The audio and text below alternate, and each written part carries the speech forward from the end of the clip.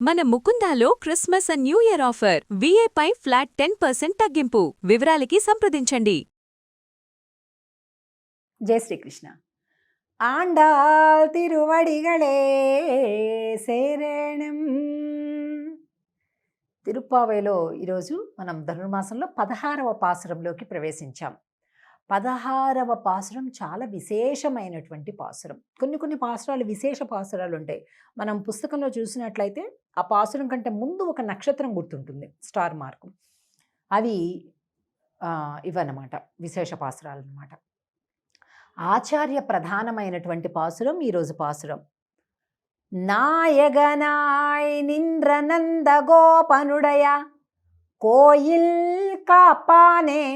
ఈ గోపికలందరూ కూడా అందరినీ నిద్ర మేలుకొల్పొచ్చేసి మొత్తం నందకులంలో ఉండే అందరూ కూడా ఒక చోట చేరారు. చేరి నడుచుకుంటూ ఆ గడగడ వణికే చలిలో కృష్ణుడి భవనం దగ్గరికి చేరారండి. ఆ భవనం దగ్గరికి చేరితే బయట ఇద్దరు కావలి వాళ్ళు ఉన్నారనమాట. ముందు కావలి వాళ్ళని ప్రార్థిస్తున్నారు. నాయగనాయ్ నింద్ర నంద గోపనుడయ కోయిల్ కాపానే. అంటే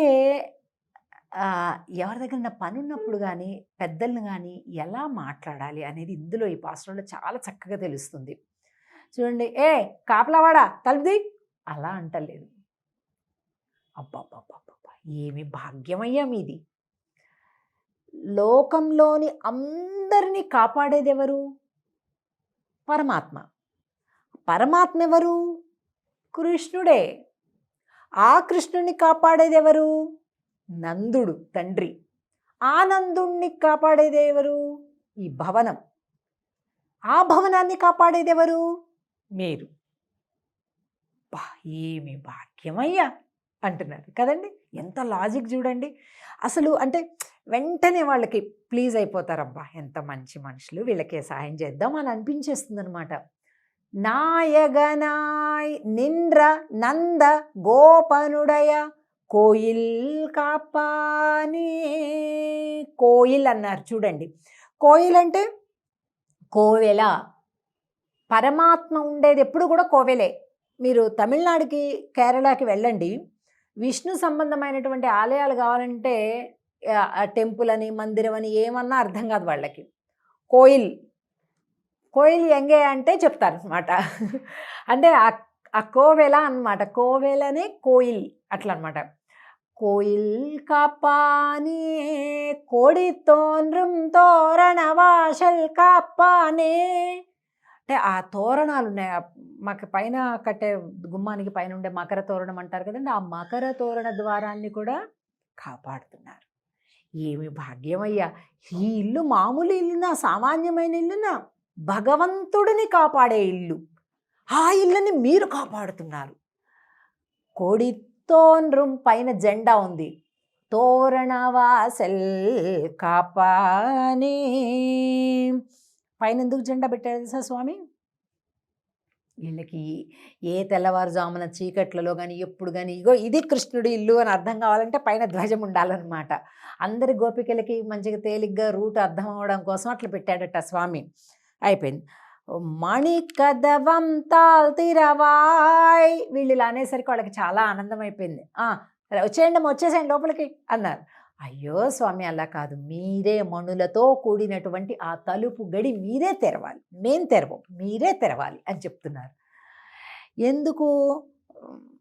ఆ స్వరూపం కాదయ్యా, మీరు అనుమతించారు అంటే మీరు తెరవటమే స్వరూపం. అంటే మా బాగానే ఉంది కానీ ఒకప్పుడు స్వామికి నష్టం చేయడానికి, స్వామిని చంపటానికి ఒక పూతన వచ్చింది, రాక్షసి. అంటే మరి ఎవరిని ఎట్లాగా సందేహించాలో అర్థం కావట్లేదమ్మా. అంటే అంటుంది కదా ఆండాళ్ళ తల్లి గోష్ఠి, అయ్యయ్యో అదెవరో పూతన రాక్షసి. కానీ ఆయరు సిరుమియరో ముక్కు, మేము చాలా చిన్నపిల్లలం, కుడి ఎడమలు తెలియనటువంటి, కల్లా కపటం తెలియనటువంటి చిన్న పాపలం మేమంతా కూడా. మాకు ఆ రాక్షసికి పోలికెక్కడయ్యా? అది స్త్రీ రూపంలోనే వచ్చి ఉండొచ్చు. మేము స్త్రీలమే కావచ్చు. కానీ మేము పూతన రాక్షసులం కాదు అయ్యా. మేము చిన్న పాపలం. చిన్న అంటే చిన్న లేగ దూడలాగా కూడా వచ్చాడు ఒకసారి. చిన్నవాళ్ళంటే వాళ్ళు కరెక్టే అనుకోవడానికి వీలుందా? లేదు. చిన్న లేగదూడ అవతారంలో వస్తే స్వామికి ఎంత కష్టమైందో తెలుసా? అంటే అయ్యో స్వామి, మేము లేగదూడలం కాదు, కుడి ఎడమలు తెలియని చిన్న పాపలం. స్వామిని దర్శనం చేసుకోవటమే మాకు కావాలి, ఇంకేమీ అవసరం లేదు. నేను అట్లా దూరంగా ఒకసారి స్వామికి ఇలా నమస్కారం చేసుకొని వెళ్ళిపోతాం. ఎందుకంటే మమ్మల్ని ఈరోజు రమ్మని స్వామి చెప్పాడు, మీకు చెప్పలేదా? నిన్నలే వాయ్ నేరందాన్ మాయన్ మణివண்ணన్, నిన్నలే వాయ్ నేరందాన్ తూయోమాయ్ వందోం తుయిలెజ పాడువాన్. పరిశుద్ధులమై వచ్చాం, ఎటువంటి చెడ్డ ఆలోచన లేదు మాకు. తుయిలెజ పాడువాన్, స్వామికి మేలుకొలుపు పాటలు పాడాలి అనేది మా ఇష్టం. అంతేకాదు వాయాల్ మున్నం మున్నం మాతాదే అమ్మా, వద్దు వద్దు అని ముందే నిషేధపు మాటలు మాట్లాడకండయ్యా. నీ నేసని లైక దవం నీకు ఏలో రెంబావాయ్. రెండు తలుపులు ఒకదానికొకటి దగ్గరగా చేర్చబడి ఉన్నటువంటి ఆ తలుపులను, మణులతో కూడినటువంటి ఆ గడులను స్వామి మీరే తెరవండి. ఇది వినయంతో కూడినటువంటి ప్రార్థన. మనకేదైనా ఒక పని ఒకళ్ళతోటి అవసరం ఉందంటే కాస్త తగ్గి, కాస్త మన గురించి మనం పరిచయం చేసుకొని, భావం శుద్ధిగా ఉండి ఇన్ని జరిగితే కానీ పని జరుగుతుంది. చూడండి, వాళ్ళు అనుమతించేశారు, తలుపు తీసేశారు, వీళ్ళందరూ కూడా లోపలికి ప్రవేశిస్తారు. రేపటి రోజు అంబరమే తన్నీరే అంటూ, అది కూడా చాలా గొప్ప పాసురం. స్వామి యొక్క దర్శనాన్ని, బలరాముడి దర్శనాన్ని, యశోదానందుల దర్శనాన్ని కూడా చేసుకుంటారు వీళ్ళందరూ కూడా. రేపటి పాసురం రోజు తిరిగి కలుద్దాం. జై శ్రీకృష్ణ.